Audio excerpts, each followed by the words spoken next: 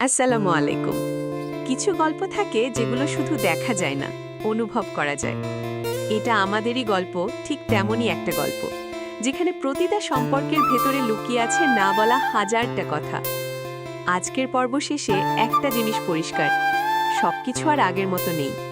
আগামী পর্বে ফাহাদ বুঝতে শুরু করবে জীবনে শুধু টাকা থাকলেই মানুষ বড় হয় না। কিন্তু প্রশ্ন হচ্ছে, এই উপলব্ধিটা কি খুব দেরিতে আসছে? মেহেরিন, সে সবসময় চেয়েছে একটা সহজ শান্ত জীবন, কিন্তু তার চারপাশের মানুষ আর পরিস্থিতি কি তাকে সেটা পেতে দেবে, নাকি সে নিজেই একটা কঠিন সিদ্ধান্ত নিতে বাধ্য হবে? অন্যদিকে পরিবারের বড়রা, যারা একসময় নিজেদের সিদ্ধান্তকে ঠিক ভাবত, আজ তারাই নিজেদের ভুল নিয়ে প্রশ্ন তুলছে। কিন্তু শুধু বুঝলেই কি সব ঠিক হয়ে যায়, নাকি কিছু সম্পর্ক একবার ভেঙে গেলে আর আগের মতো হয় না? হঠাৎ করে ফারহানার শারীরিক অবস্থা, এটা যেন পুরো গল্পটাকে অন্যদিকে ঘুরিয়ে দিচ্ছে। এর ডাকা, এই অস্থিরতা, এর পেছনে কি আছে কোনো গভীর কারণ?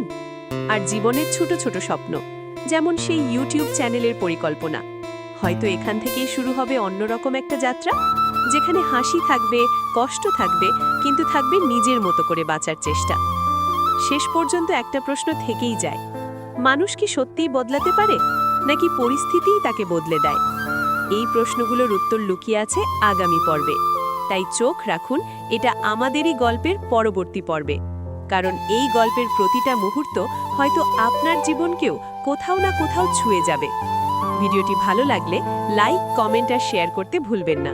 আর এমনই নতুন আপডেট পেতে আমাদের সাথে থাকুন। আল্লাহ হাফেজ।